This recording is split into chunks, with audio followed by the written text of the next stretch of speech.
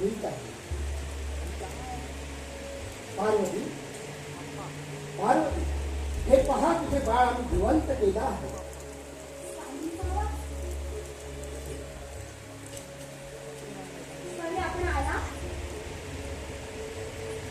हा पहा तुझा बाळ. हे तर तुझ्या समोर दिसतच आहे.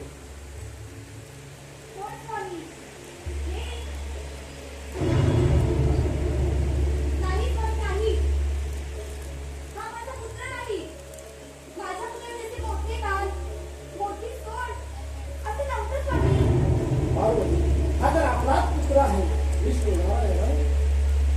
पार्वती, शोकावन शांत हो.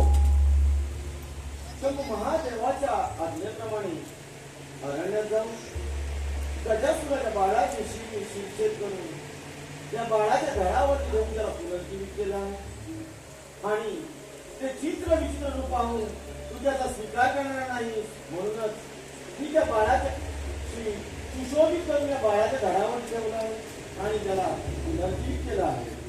तेव्हा तू या बाळाचा स्वीकार कर. स्वामी, स्वामी जर हा आपला पुत्र आहे तर हा मला मातीवर का बरं हात मारत नाही? स्वामी, स्वामी का नाही मला हा हात मारत आहे? बघा स्वामी, अजून मला माता म्हणून आवाज येत असेल.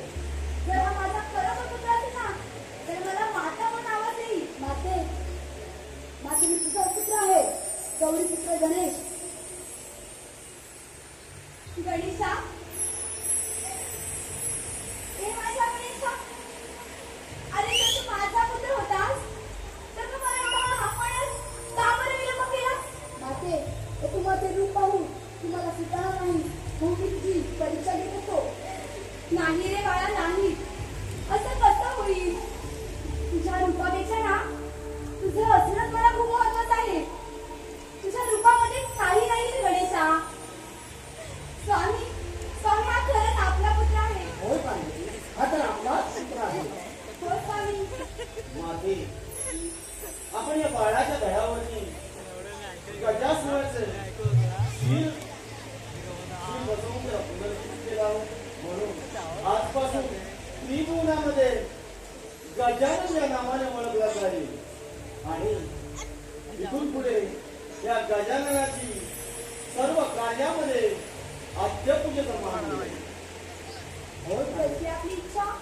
पार्वती, या सृष्टी पृथ्वी तलावर शुभ कार्याच्या वेळी जो कोणी या गजाननाचे पूजन करणार नाही त्याचे कार्य कधी सफल होणार नाही.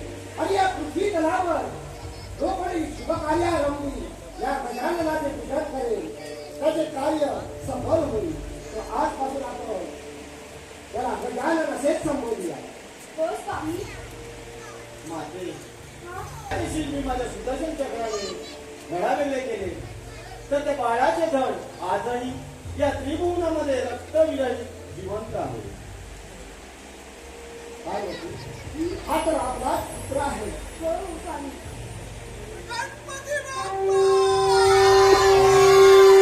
गणपती बाप्पा! आणि आता या गणाची आरती